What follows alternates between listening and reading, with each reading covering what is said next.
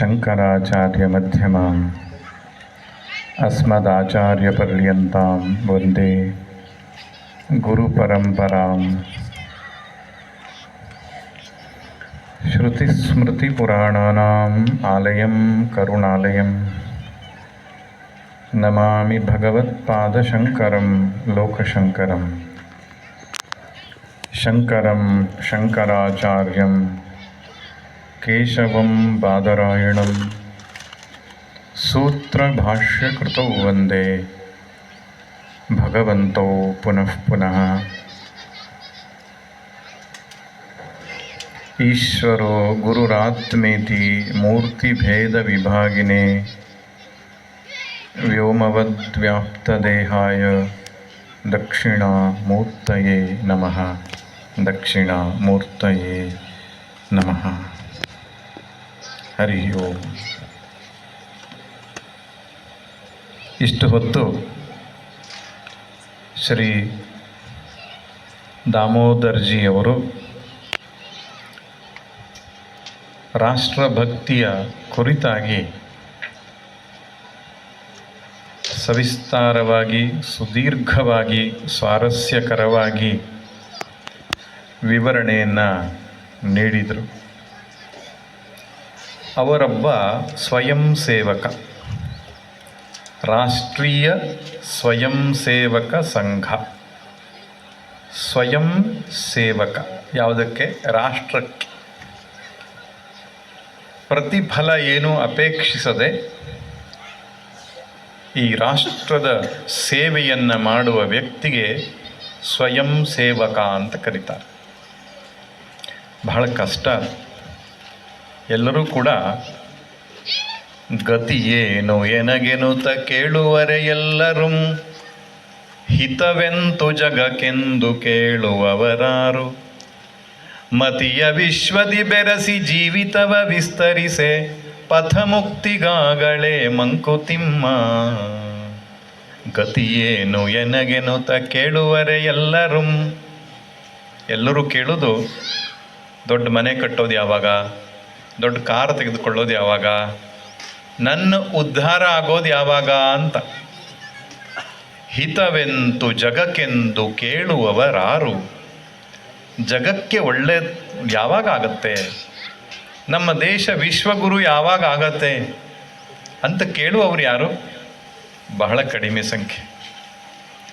ಯಾವ ಪ್ರತಿಫಲವನ್ನು ಅಪೇಕ್ಷಿಸದೆ, ಯಾವ ಹಾರ ತುರಾಯಿ ಸನ್ಮಾನಗಳನ್ನು ಅಪೇಕ್ಷಿಸದೆ, ಚರೈವೇತಿ ಚರೈವೇತಿ ಎಂಬಂತೆ ಪರಿವ್ರಾಜಕರಂತೆ 43 ಸಂವತ್ಸರಗಳನ್ನು ಸಮಾಜಕ್ಕಾಗಿ, ದೇಶಕ್ಕಾಗಿ, ಧರ್ಮಕ್ಕಾಗಿ ಮುಡಿಪಿಟ್ಟಂತಹ ಅವರ ಆದರ್ಶದ ಮಾತುಗಳು ನಮ್ಮ ಹೃದಯವನ್ನು ತಟ್ಟಿವೆ. ಅಂತಹ ಸಾವಿರಾರು ರಾಷ್ಟ್ರೀಯ ಸ್ವಯಂ ಸೇವಕ ಸಂಘದ ಸದಸ್ಯರುಗಳು ತಮ್ಮ ಬದುಕನ್ನು ತ್ಯಾಗ ಮಾಡಿ ಸಮಾಜಕ್ಕೆ ಸಮರ್ಪಿಸಿ ಈ ಭಾರತ ದೇಶದ ಸಾರ್ವಭೌಮತೆಯನ್ನು, ಧರ್ಮದ ಉಳಿವನ್ನು ಕಾಪಾಡಿಕೊಂಡು 100 ವರ್ಷಗಳನ್ನು ತಲುಪಿದ್ದಾರೆ. ರಾಷ್ಟ್ರೀಯ ಸ್ವಯಂ ಸೇವಕ ಸಂಘಕ್ಕೆ 100 ವರ್ಷ. ಆ 100 ವರ್ಷದ ನಿಮಿತ್ತವಾಗಿಟ್ಟುಕೊಂಡು, 100 ವರ್ಷವಾಯಿತು ಅಂತ ಆಚರಣೆ ಮಾಡೋದಲ್ಲ, ಅದರ ನಿಮಿತ್ತವಾಗಿಟ್ಟುಕೊಂಡು ಪುನಃ ರಾಷ್ಟ್ರ ಕಟ್ಟುವ ಕೆಲಸ ಮಾಡ್ತಾ ಇದೆ. ಅದರಲ್ಲಿ ಒಂದು ಕೆಲಸ ಹಿಂದೂ ಸಮಾಜೋತ್ಸವ. ಏನಿದು ಹಿಂದೂ ಸಮಾಜೋತ್ಸವ? ನಮಗೆಲ್ಲ ಬೇರೆ ಬೇರೆ ಸಮಾಜೋತ್ಸವ ಗೊತ್ತು. ಆ ಜಾತಿಯ ಸಮಾವೇಶ, ಈ ಜಾತಿಯ ಸಮಾವೇಶ, ಈ ಜಾತಿಯ ಧರ್ಮಗುರುಗಳು, ಆ ಜಾತಿಯ ಧರ್ಮಗುರುಗಳು, ಆ ಪಕ್ಷದ ಸಮಾವೇಶ, ಈ ಪಕ್ಷದ ಸಮಾವೇಶಗಳೆಲ್ಲ ಗೊತ್ತು. ಪಕ್ಷಾತೀತವಾಗಿ, ಜಾತಿ ಅತೀತವಾಗಿ, ನಮ್ಮಲ್ಲಿ ಇರತಕ್ಕಂಥ ಒಳಪಂಥಗಳು, ಪಂಗಡಗಳು ಅತೀತವಾಗಿ ಇಡೀ ಹಿಂದೂ ಸಮುದಾಯವನ್ನು ಒಟ್ಟಿಗೆ ಸೇರಿಸುವ ಒಂದು ಉತ್ಸವ ಹಿಂದೂ ಸಮಾಜೋತ್ಸವ. ಇಲ್ಲಿ ಎಲ್ಲ ಜಾತಿಯವರಿದ್ದಾರೆ, ಇಲ್ಲಿ ಎಲ್ಲ ಆಚರಣೆಯವರಿದ್ದಾರೆ. ಎಲ್ಲ ಪಕ್ಷದವರಿದ್ದಾರೆ. ಪಕ್ಷದವರು ಒಂದು ಆಗಬೇಕು.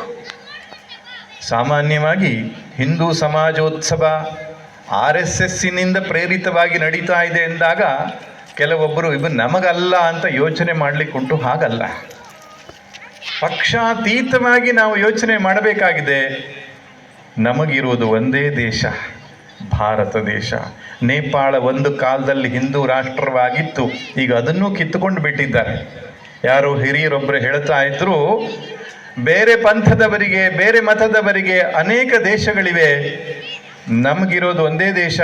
ಅಕಸ್ಮಾತ್ ಬೇರೆ ಯಾರಾದರೂ ಬಲಾತ್ಕಾರದಿಂದ ಮತಾಂತರ ಮಾಡಲಿಕ್ಕೆ ಬಂದರೆ ಸುಮ್ಮನೆ ಮತಾಂತರವಾಗಬೇಕು, ಇಲ್ಲ ಸಮುದ್ರಕ್ಕೆ ಹಾರಬೇಕು, ಬೇರೆ ಅವಕಾಶ ನಮಗಿಲ್ಲ ಅಂತ. ಯಾಕಂತ ಹೇಳಿದರೆ, ಒಂದು ಕಾಲದಲ್ಲಿ ಭಾರತ ದೇಶದಲ್ಲ, ಇಡೀ ಜಗತ್ತಿನಲ್ಲಿ ಒಂದೇ ಮತ ಇತ್ತು, ಒಂದೇ ಧರ್ಮ ಇತ್ತು, ಹಿಂದೂ ಸನಾತನ ಧರ್ಮ. ಈಗ ಬೇರೆ ಬೇರೆ ಪಂಥಗಳು ಹರಡಿಕೊಂಡಿವೆ. ನಮಗೆ ಇರತಕ್ಕಂಥದ್ದು ಒಂದೇ ದೇಶ. ಆದ್ದರಿಂದ ಈ ದೇಶವನ್ನು, ಈ ಸಂಸ್ಕೃತಿಯನ್ನು ನಾವೆಲ್ಲರೂ ಒಟ್ಟಾಗಿ ಭೇದ ಭಾವನ ಮರೆತು ಇದನ್ನು ರಕ್ಷಿಸದೇ ಇದ್ದರೆ ನಮಗೆ ಅಪಾಯ ಇದೆ. ಆದರೆ ಹಿಂದೂ ಸಮಾಜ ಜಾಗೃತವಾಗಿದೆ ಎಂಬುದು ನಮ್ಗೆ ಅರ್ಥ ಆಗ್ತದೆ. ಆದರೂ ಇನ್ನೂ ಜಾಗೃತವಾಗಬೇಕು. ಬಹುಶಃ ಇಷ್ಟು ಜನರನ್ನು ಸೇರಿಸೋದಕ್ಕೆ ಕಾರ್ಯಕರ್ತರು ಬಹಳ ಕಷ್ಟಪಟ್ಟಿರಬಹುದು.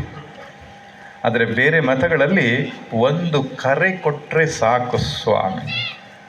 ಒಂದು ಉತ್ಸವಕ್ಕೆ ಅವರು ಸೇರುವ ಜನ, ಅವರ ಸಮುದಾಯಕ್ಕೇನಾದರೂ ಘಾಸಿಯಾದರೆ ಅವರು ಸೇರಿಕೊಳ್ಳುವ ರೀತಿ ನಮ್ಮಲ್ಲಿ ಇನ್ನೂ ಬಂದಿಲ್ಲ, ಇನ್ನೂ ಜಾಗೃತರಾಗಿಲ್ಲ. ಮನೆ ಮನೆಗೆ ಹೋಗಿ ಬನ್ನಿಯಪ್ಪ, ಹಿಂದೂ ಸಮಾಜೋತ್ಸವ ಇದೆ ಬನ್ನಿಯಪ್ಪ ಅಂತ ರಿಕ್ವೆಸ್ಟ್ ಮಾಡಿ ಇಷ್ಟು ಜನ ಬಂದಿತ್ತು. ಹಾಗಾಗಬಾರ್ದು. ಒಂದು ಕರೆಗೆ ಇಡೀ ಹಿಂದೂ ಸಮಾಜ ಒಂದಾಗಬೇಕು. ಅದಕ್ಕೆ ಸಂಘಟನೆ, ನಮ್ಮಲ್ಲಿಯ ಭೇದ ಭಾವಗಳನ್ನು ಮರೆತು ಪಕ್ಷಾತೀತವಾಗಿ, ಜಾತಿ ಅತೀತವಾಗಿ, ಆಚರಣೆ ಅತೀತವಾಗಿ ಒಂದಾಗುವುದು ನಾವು ಕಲಿಯಬೇಕು. ನೆನಪಿರಲಿ. ಹೀಗೆ ಅವಕಾಶಗಳು, ಆಸ್ಪದಗಳು ಅನೇಕ ದಿಕ್ಕಿನಿಂದ ನಮ್ಮ ಮೇಲೆ ಆಗುತ್ತಾ ಇದೆ, ನೆನಪಿರಲಿ. ಹಿಂದೂ ಧರ್ಮದ ಮೇಲೆ ಬೇರೆ ಬೇರೆ ರೀತಿಯ ಪ್ರವಾಹಗಳಾಗ್ತಾ ಇದೆ. ನನಗೆ ಒಂದು ಶಾಲೆಯ ಪ್ರಿನ್ಸಿಪಲ್ ಮೇಡಮ್ ಒಬ್ಬರು ಹೇಳಿದ್ದು ಮಾತು, ಸ್ವಾಮೀಜಿ, ನಮ್ಮ ಶಾಲೆಯಲ್ಲಿ Bhagavad Gita ಹೇಳಿಕೊಡ್ತೇವೆ, Vishnu Sahasranama ಹೇಳ್ಕೊಡ್ತೇವೆ, physics, chemistry, mathematics ಒಟ್ಟಿಗೆ ಇದನ್ನು ಹೇಳ್ಕೊಡ್ತೇವೆ ನಾವು. ಆದರೆ ಅನ್ಯ ಮತೀಯರು ಬಂದು ನಮ್ಮನ್ನು ಮಕ್ಕಳನ್ನು ಶಾಲೆಗೆ ಸೇರಿಸ್ಕೊಳ್ಳಿ ಎಂದಾಗ ನಾನು ಹೇಳ್ತೇನೆ, ಇದನ್ನೆಲ್ಲ ನಾನು ಹೇಳ್ಕೊಡ್ತೇನೆ, ಅಡ್ಡಿಲ್ವಾ? ಭಗವದ್ಗೀತೆ ಹೇಳ್ಕೊಡ್ತೇನೆ ಶಾಲೆಯಲ್ಲಿ, ಅಡ್ಡಿಲ್ವಾ? ಓಂ ನಮೋ ಭಗವತೆ ವಾಸುದೇವಾಯ ಅಂತ ಜಪ ಮಾಡಿಸ್ತೇನೆ, ಅಡ್ಡಿಲ್ವಾ? ಅಡ್ಡಿಲ್ಲ. ನಮಗೆ ಆ ಸಂಸ್ಕೃತಿ ಬೇಕು, ಈ ಹಿಂದೂ ಸನಾತನ ಸಂಸ್ಕೃತಿ ನಮಗೂ ಬೇಕು ಅಂತ ಸೇರಿಸಿದ್ರು. ಗಲಾಟೆ ಮಾಡಿದ್ಯಾರು ಅಂದರೆ ಹಿಂದೂಗಳೇ. ನಮ್ಮ ಮಕ್ಕಳಿಗೆ ಫಿಸಿಕ್ಸ್, ಕೆಮಿಸ್ಟ್ರಿ, ಮ್ಯಾಥಮೆಟಿಕ್ಸ್ ಹೇಳ್ಕೊಡಿ, ಅದೆಲ್ಲ ಯಾಕೆ ಹೇಳ್ಕೊಡ್ತೀರಿ ಅಂಥೇಳಿ ನಮ್ಮವರೇ ಗಲಾಟೆ ಮಾಡ್ತಾರೆ. ಸ್ವಾಮೀಜಿ, ಎಲ್ಲಿಗೆ ಹೋಗ್ಬೇಕು ಹೇಳಿ? ಇದು ಸಮಸ್ಯೆ. ವೈರಿ ಹೊರಗಿದ್ದಾನೆ, ಒಳಗೂ ಇದ್ದಾನೆ. ಎಡಚರನಾಗಿಯೋ, ಇನ್ಯಾವುದೋ ಸಿದ್ಧಾಂತ, ಕಮ್ಯುನಿಸ್ಟ್ ಸಿದ್ಧಾಂತವನ್ನು ಇಟ್ಟುಕೊಂಡೋ, ಬುದ್ಧಿಜೀವಿಯಾಗಿಯೋ, ಸಾಹಿತಿಯ ನೆಪದಲ್ಲಿಯೋ ನಮ್ಮ ಸನಾತನ ಧರ್ಮದ ಮೇಲೆ ಮತ್ತೆ ಮತ್ತೆ ಪ್ರಹಾರವನ್ನು ಮಾಡ್ತಾರೆ. ನಾವು ಜಾಗೃತರಾಗದಿದ್ದರೆ ಅವರ ಆಟಾಟೋಪ ಇನ್ನೂ ಹೆಚ್ಚುತ್ತದೆ. ಅದರ ಪರಿಣಾಮ ಏನಾಗ್ತದೆ? ಮುಂದಿನ ತಲೆಮಾರು, ಯಂಗ್ ಜನರೇಷನ್ ಅಂತ ಏನಿದೆ, ಅವರಿಗೆ ತಲೆ ಬುಡ ಗೊತ್ತಿಲ್ಲ. ಹಿಂದೂ ಸನಾತನ ಸಂಸ್ಕೃತಿ ಯಾಕೆ ಶ್ರೇಷ್ಠ ಎನ್ನುವ ವಿಚಾರವಾಗಿ ಅವ್ರಿಗೆ ಗೊತ್ತಿಲ್ಲ. ಅಲ್ಲಿ ಬರುವ ವಿಷಯಗಳನ್ನೇ ಸತ್ಯ ಅಂತ ಭ್ರಮಿಸಿಕೊಂಡು ಮಾರು ಹೋಗುವಂಥ ಸಾಧ್ಯತೆಗಳಿದೆ. ನಾವು ಖಂಡಿಸಬೇಕು ಅಂತಹ ವಿಷಯಗಳನ್ನು ಸಮಾಜದಲ್ಲಿ. ನಮ್ಮ ಸ್ವಭಾವ ಏನಪ್ಪ ಅಂತ ಹೇಳಿದರೆ, ನಮ್ಮ ಮನೆಯಲ್ಲಿ ಕರೆಂಟ್ ಹೋಯಿತು ಅಂದರೆ ಪಕ್ಕದ ಮನೆಗೆ ಹೋಗಿ ನೋಡೋದು. ಅವನ ಮನೆಯಲ್ಲೂ ಕರೆಂಟ್ ಇಲ್ವಾ? ಹಾಗಾದರೆ ಓಕೆ, ಎಲ್ಲರ ಮನೆಯಲ್ಲೂ ಕರೆಂಟ್ ಹೋಗಿದೆ, ಚಿಂತೆ ಯಾಕೆ ಅಂತ. ಹಾಗೆ ಮಾಡಬಾರ್ದು. ಜಾಗೃತರಾಗಬೇಕು ಹಿಂದೂಗಳು. ಒಂದು ಕಾಲದಲ್ಲಿ ಈ ಅವಶ್ಯಕತೆ ನಮಗಿರಲಿಲ್ಲ. ಯಾಕೆ? ಇಡೀ ಭೂಮಿಯ ಮೇಲೆ ಇದ್ದದ್ದು ಒಂದೇ ಧರ್ಮ, ಸನಾತನ ಧರ್ಮ. ನಾವು ಮತಾಂತರ ಮಾಡುವ ಪ್ರಮೇಯವೇ ಇರಲಿಲ್ಲ, ಮತಾಂತರದ ಅವಶ್ಯಕತೆ ಇರಲಿಲ್ಲ. ಇವತ್ತು ಕೂಡ ಹಿಂದೂ ಸನಾತನ ಧರ್ಮದಲ್ಲಿ ಅನ್ಯ ಮತೀಯನ ನನ್ನ ಮತಕ್ಕೆ ಸೇರಿಸಿಕೊಳ್ಬೇಕು ಅನ್ನುವ ಚಿಂತನೆ ನಮಗಿಲ್ಲ. ಯಾಕೆ? ಹಿಂದೂ ಸನಾತನ ಧರ್ಮದ ಉದ್ದೇಶವೇ ಆತ್ಮನೋ ಮೋಕ್ಷಾರ್ಥಂ, ತನ್ನ ಸ್ವಸ್ವರೂಪಕ್ಕೆ ಹಿಂತಿರುಗುವಂಥದ್ದು, ಆನಂದ ಸ್ವರೂಪಕ್ಕೆ ಮರಳಬೇಕು, ಬದುಕಿದ್ದಾಗಲೇ ಆತ್ಯಂತಿಕ ದುಃಖ ನಿವೃತ್ತಿ, ನಿರತಿಶಯ ಸುಖಪ್ರಾಪ್ತಿಯಾದ ಮೋಕ್ಷವನ್ನು ಪಡೆದುಕೊಳ್ಳಬೇಕು ಎನ್ನುವಂತಹ ಒಂದೇ ಒಂದು ಉದ್ದೇಶದಿಂದ ಹಿಂದೂ ಸನಾತನ ಧರ್ಮ ಇರತಕ್ಕಂಥದ್ದು. ನಮ್ಮ ಉಪನಿಷತ್ತಿನ ಘೋಷವನ್ನು ನೋಡಿ, ಎಲ್ಲಾದರೂ ಸಂಕುಚಿತವಾದ ಚಿಂತನೆ ಇದೆಯಾ? ಈಶಾವಾಸ್ಯಮಿದಂ ಸರ್ವಂ ಯತ್ಕಿಂಚ ಜಗತ್ಯಾಂ ಜಗತ್. ಈ ಜಗತ್ತೆಲ್ಲವೂ ಭಗವದ್ಭಾವದಿಂದ ವ್ಯಾಪಿಸಲ್ಪಡಬೇಕು. ವಾಸುದೇವ ಸರ್ವಮಿತಿ, ಇದೆಲ್ಲವೂ ವಾಸುದೇವನೇ. ಸರ್ವಂ ವಿಷ್ಣುಮಯಂ ಜಗತ್, ಇದೆಲ್ಲ ವಿಷ್ಣುಮಯವೇ ಎಂಬುದಾಗಿ ಘೋಷಿಸಿದ ನಮ್ಮ ಪುರಾಣ, ನಮ್ಮ ಭಗವದ್ಗೀತೆ, ನಮ್ಮ ವೇದಗಳು, ನಮ್ಮ ಉಪನಿಷತ್ತುಗಳು ಸಂಕುಚಿತವಾದ ದೃಷ್ಟಿಯನ್ನಿಟ್ಟುಕೊಂಡಿಲ್ಲ. ನೀನು ನನ್ನ ಮತಕ್ಕೆ ಕನ್ವರ್ಟ್ ಆದರೆ ಮಾತ್ರ ನೀನು ಉದ್ಧಾರ ಆಗ್ತೀಯಾ ಅಂತ ಎಲ್ಲೂ ಹೇಳಲಿಲ್ಲ. ಪ್ರತಿಯೊಂದು ಮತಗಳು ಶ್ರೇಷ್ಠವೇ. ಆನೋ ಭದ್ರ ಕೃತವೋ ಎಂತು ವಿಶ್ವತಃ, ಒಳ್ಳೆಯ ವಿಚಾರಗಳು ವಿಶ್ವದ ಯಾವುದೇ ದಿಕ್ಕಿನಿಂದ ಬೇಕಾದರೂ ಹರಿದು ಬರಲಿ, ನಾವು ಸ್ವೀಕಾರ ಮಾಡ್ತೇವೆ ಅಂತ ಹೇಳಿರ್ತಕ್ಕಂಥ ಹಿಂದೂ ಸನಾತನ ಧರ್ಮಕ್ಕೆ ಇನ್ನೊಂದು ಸಮಸ್ಯೆ ಗೊತ್ತಿಲ್ಲ. ಬೇರೊಂದು ಗುಂಪು ಇದೆ, ಅವರು ಬಲಾತ್ಕಾರವಾಗಿ ಸಂಚಿನ ಮೂಲಕವಾಗಿಯೂ ಮತಾಂತರ ಮಾಡುವ ಪ್ರಯತ್ನವನ್ನು ಮಾಡ್ತಾ ಇದ್ದಾರೆ. ಅದು ನಮಗೆ ಗೊತ್ತಿಲ್ಲ. ಯಾಕೆ? ಎಲ್ಲರೂ ನಮ್ಮವರು ಅಂತ ಅಂದ್ಕೊಂಡ್ಬಿಟ್ಟೆವು, ಎಲ್ಲರೂ ನಮ್ಮ ಹಾಗೆ ಯೋಚನೆ ಮಾಡ್ತೇವೆ ಅಂತ ಅಂದ್ಕೊಂಡ್ಬಿಟ್ಟೆವು. ಹಾಗಿಲ್ಲ ವಾಸ್ತವವಾಗಿ. ಈ ಉದಾರತೆ, ಈ ವಿಶಾಲವಾದ ಚಿಂತನೆ ಬೇರೆ ಎಲ್ಲಿಯೂ ಸಿಗಲಿಕ್ಕೆ ಸಾಧ್ಯವಿಲ್ಲ. ಕೇವಲ ಹಿಂದೂ ಸನಾತನ ಧರ್ಮದಲ್ಲಿ ಮಾತ್ರ ಇರತಕ್ಕಂಥದ್ದು. ನೆನಪಿರಲಿ, ಚಂದ್ರಶೇಖರ ಭಾರತಿ ಮಹಾಸ್ವಾಮಿಗಳು ಅಂತ ಶೃಂಗೇರಿಯಲ್ಲಿ ಆಗಿ ಹೋದಂತಹ ನಡೆದಾಡುವ ದೇವರು, ಧರೆಗಿಳಿದ ಅವಧೂತ ಪುರುಷರವರು, ಜೀವನ್ಮುಕ್ತ ಸಂತರು. ಚಂದ್ರಶೇಖರ ಭಾರತಿ ಮಹಾಸ್ವಾಮಿಗಳ ಹತ್ರ ಅನ್ಯಮತೀಯರೆಲ್ಲ ಬರ್ತಾ ಇದ್ರು, ಅನ್ಯ ಪಂಥದವರು ಬರ್ತಾ ಇದ್ರು. ಅವರು ಯಾರಿಗೂ ಕೂಡ ಪರಿವರ್ತನೆಯಾಗಿ ಅಂತ ಹೇಳ್ತಾರೆ. ಅವರಾಗೆ ಹೇಳ್ತಾ ಇದ್ರು, ಸ್ವಾಮಿ ನನ್ನನ್ನು ಹಿಂದೂ ಧರ್ಮಕ್ಕೆ ಪರಿವರ್ತನೆ ಮಾಡಿಕೊಳ್ಳಿ ಅಂತ. ಒಬ್ಬ ಕ್ರಿಶ್ಚಿಯನ್ ಪಂಥದವನು ಕೇಳ್ತಾನೆ, ಹಿಂದೂ ಧರ್ಮಕ್ಕೆ ಪರಿವರ್ತನೆ ಮಾಡಿಕೊಳ್ಳಿ ನನಗೆ. ಸ್ವಾಮೀಜಿಗಳು ಹೇಳ್ತಾರೆ, ಪರಿವರ್ತನೆಯ ಅವಶ್ಯಕತೆ ಇಲ್ಲ ತಮ್ಮ. ನಿನ್ನ ಮತದಲ್ಲಿ, ನಿನ್ನ ಪಂಥದಲ್ಲಿ ಯಾವ ಭಗವಂತನ ಚಿಂತನೆಯನ್ನು ಹೇಳಿದೆಯೋ, ಯಾವ ರೀತಿ ಆಚರಣೆಯನ್ನು ಹೇಳಿದೆಯೋ ಅದನ್ನು ಶ್ರದ್ಧೆಯಿಂದ ಭಕ್ತಿಯಿಂದ ಮಾಡು. ನಿನ್ನ ಅಂತಃಕರಣವನ್ನು ಶುದ್ಧ ಮಾಡ್ಕೋ, ಆತ್ಮಜ್ಞಾನ ಪಡ್ಕೋ, ನಿನಗೂ ಮೋಕ್ಷವಾಗ್ತದೆ. ನೀನು ಪರಿವರ್ತನೆಯಾಗುವ ಅವಶ್ಯಕತೆ ಇಲ್ಲ ಎಂಬುದಾಗಿ ಹೇಳಿದಂಥದ್ದು ಹಿಂದೂ ಸನಾತನ ಧರ್ಮ. ಆದರೆ ಬೇರೆಯವರು ಏನು ಹೇಳ್ತಾರೆ? ನನ್ನ ಮತಕ್ಕೆ ಬಂದರೆ ಮಾತ್ರ, ನನ್ನ ಗುರುವನ್ನು ಒಪ್ಪಿಕೊಂಡರೆ ಮಾತ್ರ, ನನ್ನ ದೇವರನ್ನು ಒಪ್ಪಿಕೊಂಡರೆ ಮಾತ್ರ ನಿನಗೆ ಮೋಕ್ಷ ಎಂಬುದಾಗಿ ಹೇಳ್ತಾರೆ. ಅದು ಸಂಕುಚಿತವಾದ ಮನೋಭಾವ. ಸತ್ಯ ಯಾವತ್ತೂ ಕೂಡ ಎಲ್ಲ ಕಾಲಕ್ಕೂ, ಎಲ್ಲ ದೇಶಕ್ಕೂ, ಎಲ್ಲ ಜನರಿಗೂ ಅನ್ವಯವಾಗುವಂಥದ್ದು ಸತ್ಯ. ನೆನಪಿರಲಿ, ಇನ್ನೊಮ್ಮೆ ಹೇಳ್ತೇನೆ, ಸತ್ಯ ಸಾರ್ವತ್ರಿಕವಾದದ್ದು. ಗುರುತ್ವಾಕರ್ಷಣ ಶಕ್ತಿ ಎನ್ನುವಂಥದ್ದು ಕಲಿಯುಗದಲ್ಲಿ ಮಾತ್ರ ವರ್ಕ್ ಆಗತ್ತೆ, ಕೃತಯುಗದಲ್ಲಿ ಕೆಲಸ ಮಾಡಲ್ಲ ಅಂತ ಇಲ್ಲ. ನ್ಯೂಟನ್ನಿನ ಚಲನೆ ನಿಯಮಗಳು ಅವತ್ತು ಕೆಲಸ ಮಾಡ್ತಿದ್ವು, ಇವತ್ತು ಮಾಡಲ್ಲ ಅಂತಿಲ್ಲ. ಅದು ಶಾಶ್ವತ ಮೌಲ್ಯಗಳು, ಶಾಶ್ವತ ಸತ್ಯಗಳು. ಸನಾತನ ಎಂಬ ಶಬ್ದಕ್ಕೂ ಅರ್ಥ ಅಷ್ಟೇ, ಶಾಶ್ವತ ಮೌಲ್ಯಗಳನ್ನು, ಶಾಶ್ವತ ಸತ್ಯಗಳನ್ನು ಹೇಳುವಂತಹ ಧರ್ಮ ಇದು. ಇದಕ್ಕೆ ಒಬ್ಬ ಸ್ಥಾಪಕರಿಲ್ಲ. ಹೇಗೆ ವಿಜ್ಞಾನಕ್ಕೆ, ಸೈನ್ಸಿಗೆ ಒಬ್ಬ ಸ್ಥಾಪಕರಿಲ್ಲವೋ, ಮ್ಯಾಥಮೆಟಿಕ್ಸಿಗೆ ಒಬ್ಬ ಸ್ಥಾಪಕರಿಲ್ಲವೋ, ಈ ಆರ್ಯ ಧರ್ಮಕ್ಕೆ, ಆರ್ಷ ಧರ್ಮಕ್ಕೆ, ಸನಾತನ ಧರ್ಮಕ್ಕೆ ಒಬ್ಬ ಸ್ಥಾಪಕರಂತಿಲ್ಲ. ಅನೇಕ ಋಷಿಗಳು ತಮಗೆ ಕಂಡುಕೊಂಡ ಸತ್ಯಗಳನ್ನು ಜಗತ್ತಿಗೆ ಕೊಟ್ಟಿದ್ದಾರೆ. ಆದ್ದರಿಂದ ಇದಕ್ಕೆ ಸಾವಿಲ್ಲ. ಬಹಳ ಚೆನ್ನಾಗಿ ಹೇಳಿದರು ನಮ್ಮ ದಾಮೋದರ್ಜಿ, ಯಾವುದು ಹುಟ್ಟಿದೆಯೋ ಅದು ಸಾಯ್ತದೆ. ಡೇಟ್ ಆಫ್ ಬರ್ತ್ ಯಾವುದಕ್ಕಿದೆಯೋ ಡೇಟ್ ಆಫ್ ಡೆತ್ ಇರುತ್ತೆ ಅದಕ್ಕೆ. ಸನಾತನ ಧರ್ಮಕ್ಕೆ ಡೇಟ್ ಆಫ್ ಬರ್ತ್ ಇಲ್ಲ. ಸನಾತನ ಧರ್ಮಕ್ಕೆ ಅಪ್ಪ ಅಮ್ಮ ಇಲ್ಲ ಅನ್ನೋದು ಗೌರವದ ವಿಷಯವೇ. ಯಾಕೆಂದರೆ ಇದು ಅತ್ಯಂತ ಸಹಜವಾದ, ಸಾರ್ವತ್ರಿಕವಾದ, ಸಾರ್ವಕಾಲೀನವಾದ, ಸರ್ವಜನೀನವಾದಂತಹ ಸತ್ಯವನ್ನು ಹೇಳ್ತಾ ಇರೋದ್ರಿಂದ ಇದು ಸನಾತನ ಧರ್ಮ. ಇದಕ್ಕೆ ಹುಟ್ಟಿಲ್ಲ, ಇದಕ್ಕೆ ಸಾವು ಕೂಡ ಇಲ್ಲ. ನಮ್ಮ ಮಂದಿರವನ್ನು ಒಡೆದುಬಿಟ್ಟು ಹಿಂದೂ ಧರ್ಮವನ್ನು ಮುಗಿಸೋಣ ಅಂತ ಯೋಚನೆ ಮಾಡಿದರು. ನಮ್ಮ ಗುರುಕುಲಗಳನ್ನು ಮುಗಿಸಿಬಿಟ್ಟು ಹಿಂದೂ ಧರ್ಮ ನಾಶ ಮಾಡೋಣ ಅಂತ ಯೋಚನೆ ಮಾಡಿದರು. ನಮ್ಮಲ್ಲಿ ದ್ವೇಷವನ್ನು ಹುಟ್ಟಿಸಿ ಲಿಂಗಾಯತ ಬೇರೆ, ವೀರಶೈವ ಬೇರೆ, ಬ್ರಾಹ್ಮಣ ಬೇರೆ, ಮತ್ತೊಬ್ಬನು ಬೇರೆ, ಹೀಗೆ ಬೇರೆ ಬೇರೆ ಮಾಡಿ ಇಲ್ಲಿ ಮುಗಿಸುವ ಅಂತ ಯೋಚನೆ ಮಾಡಿದ್ರು. ಯಾರಿಗೂ ಏನೂ ಮಾಡ್ಲಿಕ್ಕೆ ಆಗ್ತಾ ಇಲ್ಲ, ಆಗೋದೂ ಇಲ್ಲ. ಯಾಕೆ? ಇದು ಸತ್ಯವನ್ನ ಹೇಳುವ ಧರ್ಮ, ಸತ್ಯದ ಆಧಾರದ ಮೇಲೆ ನಿಂತಿರುವ ಧರ್ಮ. ಇದು ಶಾಶ್ವತವಾಗಿ ಮುಂದುವರಿಯುತ್ತೆ, ಯಾರಿಗೂ ನಾಶಪಡಿಸಲಿಕ್ಕೆ ಆಗೋಲ್ಲ. ಉಪನಿಷತ್ತುಗಳನ್ನು ಓದಬೇಕು, ಭಗವದ್ಗೀತೆಯ ಸತ್ಯಗಳನ್ನು ಓದಬೇಕು. ಯಾರು ನಿಜವಾಗಿ ನಮ್ಮ ತತ್ವಶಾಸ್ತ್ರವನ್ನು ಓದಿದ್ದಾರೋ ಭಾರತಕ್ಕೆ ಕೈ ಮುಗಿತಾನೆ. ಇದು ನಿಜವಾದ ಹೆಸರಿನಲ್ಲಿ ಭಾರತ. ಭಾ ಅಂದ್ರೆ ಏನು? ಜ್ಞಾನ ಅಂತ ಅರ್ಥ. ಜ್ಞಾನದಲ್ಲಿ ರಮಿಸುವವರ ದೇಶ. ಎಷ್ಟು ಸುಂದರವಾದ ಹೆಸರಿದೆ! ಇಡೀ ಬೇರೆ ಜಗತ್ತಿನ ಯಾವ ದೇಶಕ್ಕೂ ಇಷ್ಟು ಸುಂದರವಾದ ಹೆಸರಿಲ್ಲ. ಜ್ಞಾನಕ್ಕಾಗಿಯೇ ಜೀವನವನ್ನು ಸಮರ್ಪಣೆ ಮಾಡಿದಂತಹ ದೇಶ ಭಾರತ ದೇಶ. ನಮ್ಮಲ್ಲಿ ದೊಡ್ಡ ಕೊರತೆ ಇದ್ದರೆ ಅಧ್ಯಯನ ಇಲ್ಲ. ನಮಗೆ ಅಧ್ಯಯನ ಮಾಡಿದರೆ ಗೊತ್ತಾಗ್ತದೆ ಸನಾತನ ಧರ್ಮ ಎಷ್ಟು ವಿಶಾಲವಾದದ್ದು.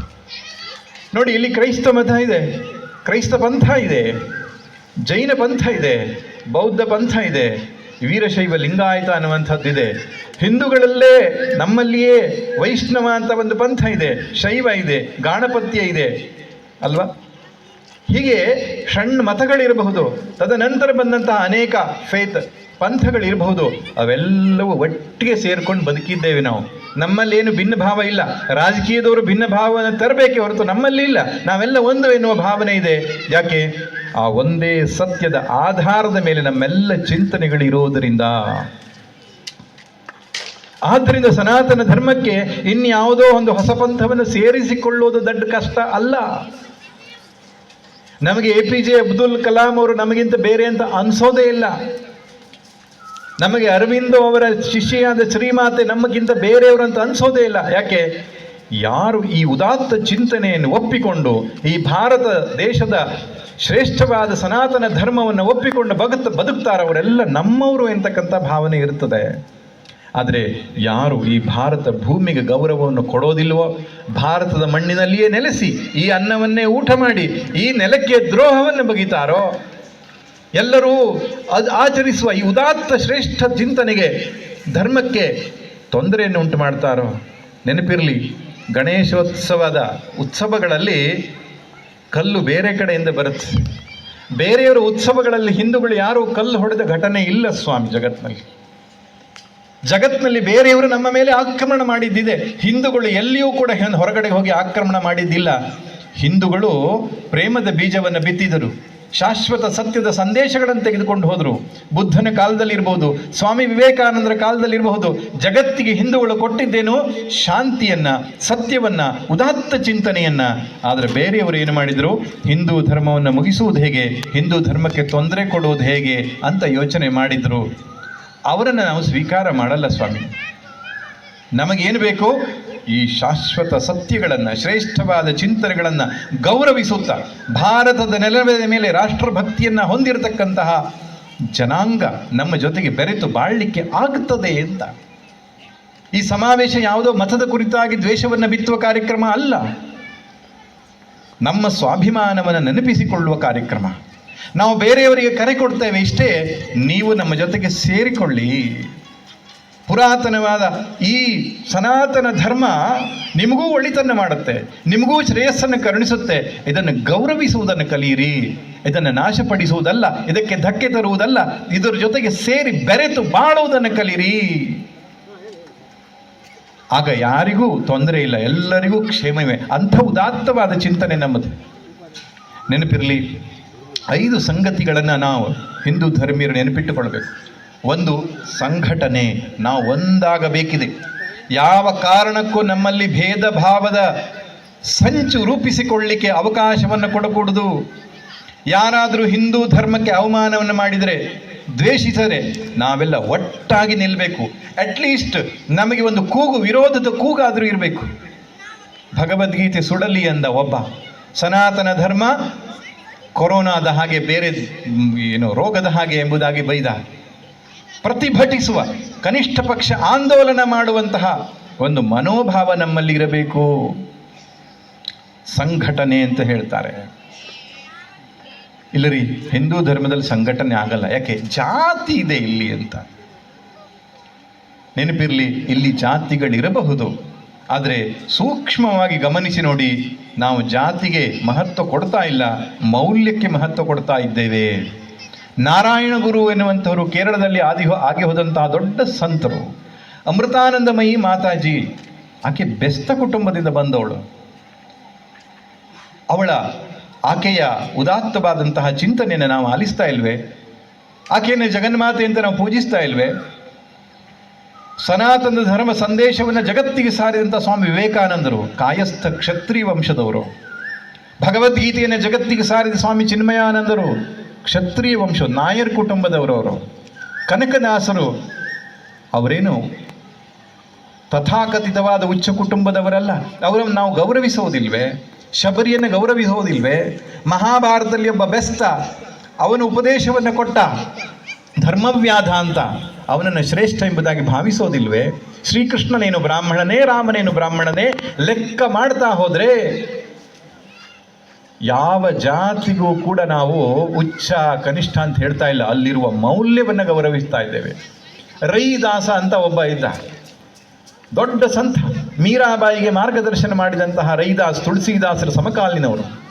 ಚಪ್ಪಲಿಯನ್ನು ಹೊಲಿತಾ ಇದ್ರು ಅವರು. ಆ ಚಪ್ಪಲಿ ಕೆಲಸ ಮಾಡತಕ್ಕಂಥ ರೈದಾಸರನ್ನ ನಮ್ಮ ಸಂತರು ಅಂತ ನಾವು ಗೌರವಿಸೋದಿಲ್ವೇ? ನಾಮದೇವ ತುಕಾರಾಮ ಅವರು ನಮ್ಮ ಸಂತರು ಎಂಬುದಾಗಿ ಗೌರವಿಸುವುದಿಲ್ಲೇ? ಇವರು ಯಾರು ಕೂಡ ಉಚ್ಚ ತಥಾಗತಿತ ಉಚ್ಚ ಜಾತಿಯವರಲ್ಲ, ನೆನಪಿರಲಿ. ಅವರೆಲ್ಲರನ್ನು ಸಂತರು, ನಮ್ಮ ಸನಾತನ ಧರ್ಮದ ಅನುಯಾಯಿಗಳು ಎಂಬುದಾಗಿ ನಾವೆಲ್ಲರೂ ಪ್ರೀತಿಸ್ತೇವೆ, ಗೌರವಿಸ್ತೇವೆ. ಅರ್ಥಾತ್ ಹಿಂದೂ ಸನಾತನ ಧರ್ಮದಲ್ಲಿ ಜಾತಿಯನ್ನು ನೋಡಿ ಗೌರವಿಸುವುದಲ್ಲ, ಗುಣವನ್ನು ನೋಡಿ ಗೌರವಿಸ್ತಕ್ಕಂಥದ್ದು. ಶಂಕರಾಚಾರ್ಯದೊಂದು ಶ್ಲೋಕ ಇದೆ, ಮನೀಷಾ ಪಂಚಕಂ ಅಂತ. ಆ ಮನೀಷಾ ಪಂಚಕಂ ಶ್ಲೋಕದಲ್ಲಿ ಹೇಳ್ತಾರೆ, ಚಾಂಡಾಲೋಸ್ತು ಸತುದ್ವಿಜೋಸ್ತು ಗುರುರಿತ್ಯೇಷ ಮನೀಷಾ ಮಮ. ಯಾರಿಗೆ ಈ ಆತ್ಮಜ್ಞಾನ ಇದೆಯೋ ಅವನು ಚಾಂಡಾಲನಾಗಲಿ ಬ್ರಾಹ್ಮಣನಾಗಲಿ ಅವನೇ ನನ್ನ ಗುರು ಎಂದು ನಮಸ್ಕರಿಸುತ್ತೇನೆ. ಶಂಕರಾಚಾರ್ಯರು ಬರೆದ ಶ್ಲೋಕ. ಆತ್ಮಜ್ಞಾನ ಇದೆಯೋ, ನಿಮ್ಮ ಜೀವನದಲ್ಲಿ ಉದಾತ್ತ ಧ್ಯೇಯಗಳು, ಉದಾತ್ತ ಜೀವನ ಶೈಲಿ ಇದೆಯೋ, ಯಾರೇ ಆಗಲಿ ಅವರನ್ನು ಗೌರವಿಸುವ ಸನಾತನ ಧರ್ಮದಲ್ಲಿ ಜಾತಿ ಭೇದ, ಜಾತಿ ತಾರತಮ್ಯ ಇಲ್ಲ. ಇದನ್ನು ನಮ್ಮ ತಲೆಯೊಳಗೆ ತುರುಕಿದವರು ಮೊದಲು ಬ್ರಿಟಿಷರು, ನಂತರ ರಾಜಕೀಯದವರು. ಆದ್ದರಿಂದ ಅವರು 1000 ಮಾತುಗಳನ್ನಾಡಲಿ, ನಾವು ಹಿಂದೂ, ನಾವು ಒಂದು, ನಾವು ಬಂಧು ಎನ್ನುವಂತಹ ಆತ್ಮೀಯತೆಯನ್ನು, ಸಹಬಾಳ್ವೆಯ ಒಂದು ಧ್ಯೇಯವನ್ನು ನಾವು ಇಟ್ಟುಕೊಳ್ಳಬೇಕು. ಇದು ಮೊದಲನೇ ಸಂಗತಿ. ಎರಡನೇ ಸಂಗತಿ, ನಮ್ಮಲ್ಲಿ ಸ್ವಾಭಿಮಾನ ಜಾಗೃತವಾಗಬೇಕು. ಬಹಳ ಚೆನ್ನಾಗಿ ಹೇಳಿದರು, ಹುಟ್ಟು ಹಬ್ಬದ ದಿವಸ ಕೇಕ್ ತರೋದೇ ನಮ್ಮ ಸ್ವಾಭಿಮಾನ ಆಗಿಬಿಟ್ರೆ, ಹಾಯ್ ಬಾಯ್ ಹಲೋ ಅನ್ನೋದೇ ನಮ್ಮ ಸ್ವಾಭಿಮಾನವಾಗಿಬಿಟ್ರೆ, ಭಸ್ಮ ವಿಭೂತಿಯನ್ನು ಹಚ್ಚಿಕೊಂಡಿದ್ದನ್ನು ಒರೆಸಿಕೊಂಡು ಹೋಗೋದೇ ನಮಗೆ ಸ್ವಾಭಿಮಾನವಾಗಿಬಿಟ್ರೆ, ನಮ್ಮನ್ನು ಕಾಪಾಡೋರು ಯಾರು ಸ್ವಾಮಿ? ಅನ್ಯ ಮತೀಯರಿಂದ ಕಲಿತುಕೊಳ್ಳಬೇಕು ಕೆಲವೊಂದು ವಿಷಯದಲ್ಲಿ. ಅವರಿಗೆ ಎಷ್ಟು ಸ್ವಾಭಿಮಾನ ಇದೆ, ಅವರ ಮತೀಯ ಚಿಹ್ನೆಗಳನ್ನು ಧರಿಸುವುದಕ್ಕೆ, ಮತೀಯ ವಿಷಯದಲ್ಲಿ ಏನು ಹೇಳ್ತಾರೆ ಅದಕ್ಕೆ ಅತಿಯಾದಂತಹ ಅಭಿಮಾನ ಇದೆ. ಮತಾಂಧತೆ ಅಂತ ಕರಿಬಹುದೇನೋ, ಅದು ನಮ್ಮಲ್ಲಿ ಸ್ವಲ್ಪವೂ ಇಲ್ಲ ಅನ್ನುವಂಥದ್ದು ಬೇಸರದ ಸಂಗತಿ. ನನ್ನ ಮಗುವಿಗೆ ಹ್ಯಾಪಿ ಬರ್ತ್ಡೇ ಟು ಯು ಅಂತ ಹೇಳೋದಕ್ಕೆ ಸಂತೋಷವೇ ಹೊರತು ಜನ್ಮದಿನದ ಶುಭಾಶಯಗಳು ಅಂತೂ ಹೇಳಲಿಕ್ಕೆ ನಮಗೆ ಆಗಲ್ವೇ? ಮಗಳ ಹುಟ್ಟಿದ ಹಬ್ಬದ ದಿನ ಕೇಕನ್ನು ಕಟ್ ಮಾಡಿ ಆ ಮೇಣದ ಬತ್ತಿಯನ್ನು ಊದಿಸಿ ಅದನ್ನು ಸಂಭ್ರಮಿಸುವಾಗ ಆಗುವ ಖುಷಿ, ದೇವಸ್ಥಾನಕ್ಕೆ ಹೋಗಿ ಮಂಗಳ ಸ್ನಾನ ಮಕ್ಕಳಿಗೆ ಮಾಡಿ ಹೊಸ ಬಟ್ಟೆ ನುಡಿಸಿ ಮಂಗಳಾರತಿಯನ್ನು ಮಾಡುವಂತಹ ಒಂದು ಸಂಸ್ಕಾರದಲ್ಲಿ ನಮ್ಗೆ ಆಗೋದಿಲ್ವೇ? ಇಂಗ್ಲಿಷ್ ಮಾತನಾಡೋದಕ್ಕೆ ಅದೆಷ್ಟು ಸಂತೋಷವಾಗ್ತದೆ, ಕನ್ನಡ ಮಾತನಾಡೋದಕ್ಕೆ ಏನೋ ಒಂಥರ ಮುಜುಗರ ಆಗ್ತದೆ. ಪ್ಯಾಂಟ್ ಹಾಕೊಂಡು ಹೋಗೋದ್ರಲ್ಲಿ ಇರುವಷ್ಟು ಖುಷಿ ಪಂಚೆ ಶಲ್ಯದಲ್ಲಿಲ್ವೇ? ಹೀಗಾದರೆ ನಮ್ಮನ್ನು ಕಾಪಾಡೋರು ಯಾರು? ನೆನಪಿರಲಿ, ಹಿಂದೂ ಸ್ವಾಭಿಮಾನಿ ಆಗಬೇಕು. ಜಗತ್ತಿನಲ್ಲಿ ಅತ್ಯಂತ ಪುರಾತನವಾದಂತಹ ಧರ್ಮ ಇದು, ಜಗತ್ತಿನಲ್ಲಿ ಅತ್ಯಂತ ಶ್ರೇಷ್ಠವಾದ ಧರ್ಮ ಇದು, ಇಡೀ ಜಗತ್ತಿಗೆ ಶಿಕ್ಷಣವನ್ನು ಕೊಟ್ಟ ಧರ್ಮ ಇದು. ಸ್ವಂ ಚರಿತ್ರಂ ಶಿಕ್ಷೇರಂ ಪೃಥಿವ್ಯಾಂ ಸರ್ವಮಾನವಾಹ. ನಮ್ಮ ದೇಶಕ್ಕೆ ಬಂದು ಸಂಸ್ಕಾರವನ್ನು ಕಲಿತುಕೊಂಡು ಹೋದರು ಹೊರಗಡೆ ದೇಶದವರು. ಆದ್ದರಿಂದ ಹೆಮ್ಮೆ ಪಡಬೇಕಾದವರು ನಾವು, ನಾಚಿಕೆ ಪಡುವ ಅವಶ್ಯಕತೆ ಇಲ್ಲ. ಸ್ವಾಭಿಮಾನವನ್ನು ಜಾಗೃತ ಮಾಡಬೇಕು. ನಮ್ಮ ಮಕ್ಕಳಿಗೆ ಹಿಂದೂ ಧರ್ಮದ ಬಗ್ಗೆ ತಿಳಿಸಿಕೊಡಬೇಕು. ಇಲ್ಲಿಯ ಕ್ಷಾತ್ರ ಮತ್ತು ಬ್ರಹ್ಮ ಬಲವನ್ನು ತಿಳಿಸಿಕೊಡಬೇಕು. ಋಷಿ ಪರಂಪರೆಯನ್ನು ತಿಳಿಸಿಕೊಡಬೇಕು. ಮಹಾಪುರುಷರ ಸಂತರು ಎಷ್ಟು ಜನ ಆಗಿ ಹೋಗಿದ್ದಾರೆ, ಪ್ರತಿಯೊಂದು ಕ್ಷೇತ್ರದಲ್ಲಿಯೂ ಸಾಧನೆ ಮಾಡಿದಂತಹ ಶ್ರೇಷ್ಠ ವ್ಯಕ್ತಿಗಳು ನಮ್ಮ ದೇಶದಲ್ಲಿ ಆಗಿ ಹೋಗಿದ್ದಾರೆ, ಅವರ ಬಗ್ಗೆ ತಿಳಿಸಿಕೊಡಬೇಕು. ಆಗ ಸ್ವಾಭಿಮಾನ ಬರ್ತದೆ ಸ್ವಾಮಿ. ಅರ್ಥಶಾಸ್ತ್ರ ಅಂದ ತಕ್ಷಣ ನಮಗೆ ನೆನಪಾಗುವುದು ಯಾವುದೊಬ್ಬ ವಿದೇಶದವನ ಹೆಸರು. ಕೌಟಿಲ್ಯ ಇಲ್ಲವೇ ನಮ್ಮ ಅರ್ಥಶಾಸ್ತ್ರದಲ್ಲಿ? ನಾಟ್ಯಶಾಸ್ತ್ರಕ್ಕೆ ಭರತಮುನಿ ಇಲ್ವೇ? ಯೋಗಶಾಸ್ತ್ರಕ್ಕೆ ಪತಂಜಲಿ ಇಲ್ವೇ? ನ್ಯಾಯಶಾಸ್ತ್ರಕ್ಕೆ ಗೌತಮ ಮುನಿ ಇಲ್ಲವೇ? ತತ್ವಶಾಸ್ತ್ರದ ವಿಷಯಕ್ಕೆ ಬಂದಾಗ ಎಷ್ಟು ಸಹಸ್ರ ಜನ ಆಗಿ ಹೋಗಿದ್ದಾರೆ. ಆಸ್ಟ್ರಾನಮಿ, ಆಸ್ಟ್ರಾಲಜಿ, ಫಿಸಿಕ್ಸ್, ಮ್ಯಾಥಮೆಟಿಕ್ಸ್, ನಮ್ಮ ದೇಶದಲ್ಲಿ ಎಷ್ಟು ರಿಸರ್ಚ್ಗಳಾಗಿದೆ ನಮಗೆ ಗೊತ್ತಿದೆಯಾ? ನಮ್ಮ ಮಕ್ಕಳಿಗೆ ಅದನ್ನು ಹೇಳಿಕೊಡಬೇಕು. ಸನಾತನ ಧರ್ಮದಲ್ಲಿ ನಾನು ಹುಟ್ಟಿದ್ದೇನೆ, ಭಾರತ ದೇಶದಲ್ಲಿ ಹುಟ್ಟಿದ್ದೇನೆ. ಅವರು ಹೇಳಿದರು 7 ಜನ್ಮಕ್ಕೆ ಏನಾದರೂ ನನಗೆ ಜನ್ಮ ಇದ್ದರೆ ಈ ದೇಶದಲ್ಲಿ, ಈ ಧರ್ಮದಲ್ಲಿ ಹುಟ್ಟುತ್ತೇನೆ ಅಂತ. ಆ ಸ್ವಾಭಿಮಾನದ ಕಿಚ್ಚನ್ನು ನಾವು ಮಕ್ಕಳಿಗೆ ಹಚ್ಚಬೇಕು. ಶಿಖೆ ಬಿಡುವುದಕ್ಕೋ, ಭಸ್ಮ ಧಾರಣೆ ಮಾಡುವುದಕ್ಕೋ, ಕೈಯಲ್ಲಿ ಬಳೆ ಹಾಕುವುದಕ್ಕೋ, ಸೀರೆ ಉಡುವುದಕ್ಕೋ, ಅಥವಾ ಸನಾತನ ಧರ್ಮದ ಯಾವುದೇ ಆಚರಣೆಗೂ ನಮಗೆ ಹಿಂಜರಿಕೆ ಆಗಬಾರದು. ನೆನಪಿರಲಿ, ಸ್ವಾಭಿಮಾನ ಆಗಬೇಕು ನಮಗೆ. ದೂರದ ಜರ್ಮನಿ ದೇಶದಲ್ಲಿ ಸಂಸ್ಕೃತ ಕಲಿಸಿಕೊಡ್ತಾರೆ, ಭಗವದ್ಗೀತೆಯನ್ನು ಹೇಳಿಕೊಡ್ತಾರೆ. ನಮ್ಮ ದೇಶದಲ್ಲಿ ಭಗವದ್ಗೀತೆ ಸಂಸ್ಕೃತ ಹೇಳಿಕೊಟ್ಟ ತಕ್ಷಣ ಏನಾಗ್ತಾರೆ? ಅದಕ್ಕೆ ಕೇಸರೀಕರಣ. ಎಲ್ಲಿ ಸ್ವಾಮಿ? ಜಗತ್ತಿನಲ್ಲಿ ಹೈಯೆಸ್ಟ್ ಸೈಂಟಿಫಿಕ್ ಲ್ಯಾಂಗ್ವೇಜ್ ಏನಾದರೂ ಇದ್ದರೆ ಅದು ಸಂಸ್ಕೃತ. ಅತ್ಯಂತ ವೈಜ್ಞಾನಿಕವಾದ ಭಾಷೆ. ಆ ಪಾಣಿಯೇ ಸಂಸ್ಕೃತವನ್ನು ಹೇಳಿಕೊಟ್ರೆ ಈ ನಮ್ಮ ಸಂಸ್ಕೃತಿ ಜಾಗೃತವಾಗೋದಿಲ್ವೇ? ಅಲ್ಲಿ ಹೇಳಿಕೊಡಲ್ಲ ಬಿಡಿ, ಮನೆಯಲ್ಲಾದರೂ ಹೇಳಿಕೊಡೋಣ. ಮನೆಯಲ್ಲಿ ಭಗವದ್ಗೀತೆ ಹೇಳಿಕೊಡೋಣ. ಭಾರತ, ಭಾಗವತ, ರಾಮಾಯಣದಂತಹ ಉದಾತ್ತ ಗ್ರಂಥಗಳನ್ನು ಹೇಳಿಕೊಡೋಣ. ಸ್ವಾಮೀಜಿ ಅದೆಲ್ಲ ಬೇಡ. ಯಾಕೆ? ನಮ್ಮ ಮಕ್ಕಳು ಇಂಜಿನಿಯರ್ ಆಗಬೇಕು, ಡಾಕ್ಟರ್ ಆಗಬೇಕು, IAS ಆಫೀಸರು ಮತ್ತು ಚಾರ್ಟರ್ಡ್ ಅಕೌಂಟೆಂಟ್. ದುಡ್ಡು ಮಾಡಬೇಕು, ವಿದೇಶಕ್ಕೆ ಹೋಗಬೇಕು. ಆಮೇಲೆ ಅಲ್ಲಿಂದ ಫೋನ್ ಮಾಡಬೇಕು, ನನ್ನ ಅಪ್ಪ ಅಮ್ಮನನ್ನ ಒಳ್ಳೆ ವೃದ್ಧಾಶ್ರಮಕ್ಕೆ ಸೇರಿಸಿ ನಿಮಗೆ ಶ್ರಾದ್ದದ ಖರ್ಚು ಕೂಡ FD ಮಾಡ್ತೇನೆ ಅಂತ ಯಾವಾಗ ಮಕ್ಕಳು ಹೇಳ್ತಾರೋ ನಮಗೆ ಹೆಮ್ಮೆ. ಎಂತಹ ದುಸ್ಥಿತಿ ನೋಡಿ. ಶಾಲೆಯಲ್ಲಿ ಹೇಳ್ಕೊಡಲ್ಲ, ಅಪ್ಪ ಅಮ್ಮನಿಗೆ ಗೊತ್ತಿಲ್ಲ. ಸಂಸ್ಕೃತಿ ಜಾಗೃತವಾಗುವುದು ಹೇಗೆ? ನೆನಪಿರಲಿ, ಈ ಶ್ರೇಷ್ಠ ಸಂಸ್ಕೃತಿ ಮುಂದಿನ ತಲೆಮಾರಿಗೆ ಕೊಡುವ ಜವಾಬ್ದಾರಿ ನಮ್ಮದು. ಇಲ್ಲದಿದ್ದರೆ ಮುಂದಿನ ತಲೆಮಾರು ನಮ್ಮನ್ನೇ ಶಪಿಸ್ತಾರೆ. ಹಿಂದೂ ಜಾಗೃತನಾಗಬೇಕು, ಸ್ವಾಭಿಮಾನವನ್ನು ಹೊಂದಬೇಕು. ಇದು 2ನೇ ಸಂಗತಿ. 3ನೇ ಸಂಗತಿ ಒಂದಿದೆ, ಸಂಸ್ಕಾರ. ನಮ್ಮ ಭಾರತೀಯ ಸನಾತನ ಸಂಸ್ಕಾರಗಳನ್ನು ನಾವು ಉಳಿಸಿಕೊಂಡು ಮುಂದಿನ ತಲೆಮಾರಿಗೆ ಕೊಡಬೇಕು. ಅದು 3ನೇ ಸಂಗತಿ. 4ನೇದು ಸಂಖ್ಯಾಬಲ. ನಮ್ಮ ಸಂಖ್ಯೆ ಕ್ಷೀಣಿಸ್ತಾ ಇದೆ. ದೇಶಕ್ಕೆ ಯಾವುದು ಪಾಸಿಟಿವ್ ಕಾಂಟ್ರಿಬ್ಯೂಷನ್, ಧನಾತ್ಮಕವಾದಂತಹ ಒಂದು ಶಕ್ತಿಯನ್ನು ತುಂಬುತ್ತಾ ಇತ್ತೋ ಅಂಥವರ ಸಂಖ್ಯೆ ಕ್ಷೀಣಿಸ್ತಾ ಇದೆ. ಆದ್ದರಿಂದ ಹಿಂದೂಗಳ ಸಂಖ್ಯೆ ಜಾಸ್ತಿ ಆಗಬೇಕಿದು 4ನೇ ಸಂಗತಿ. 5ನೇ ಸಂಗತಿ ಸ್ವದೇಶಿ ಜಾಗೃತಿ. ಅದರ ಬಗ್ಗೆ ಹೇಳಿದರು. ನಮ್ಮ ದೇಶದ ಉತ್ಪತ್ತಿಗಳನ್ನೇ ನಾವು ಕೊಂಡುಕೊಳ್ಳಬೇಕು.